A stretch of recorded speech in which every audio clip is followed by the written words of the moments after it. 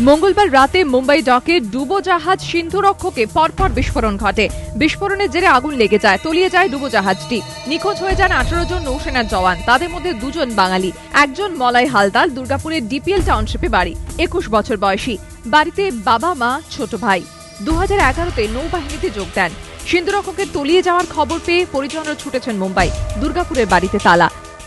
আমরা তো এখনো বিশ্বাস করতে পারছি না যে এরকম অবস্থা। আমরা যা শুনলাম প্রথমে যে সিন্ধুকোষ ডুবে কিছু একটা হয়েছে সাবমেরিনের, সঙ্গে সঙ্গে ওর মাকে ফোন করলাম, মলয়ের মাকে। কাকিমা, টিভিতে এরকম দেখলাম, তো মলয় কেমন আছে, মলয় কি ভালো আছে?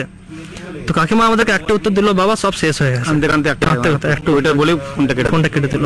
বডি এখনো পাওয়া যায়নি, কিন্তু অ্যাজ পার পেপার বলছে যদি ককপিটে থাকে তো সেটা 14 দিন পর্যন্ত তার মধ্যে অক্সিজেন সাপ্লাই বা খাবার সেরকম ছিল আর কি। আমাদের এখনো আশা যে হয়তো সে ফিরে আসবে।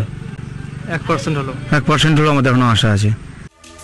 সিন্ধুরক্ষকে তলিয়ে যাওয়ার খবর পাওয়ার পর থেকে মলয়ের জন্য চিন্তায় দিন কাটাচ্ছেন তার প্রতিবেশীরাও। খুবই মন খারাপ।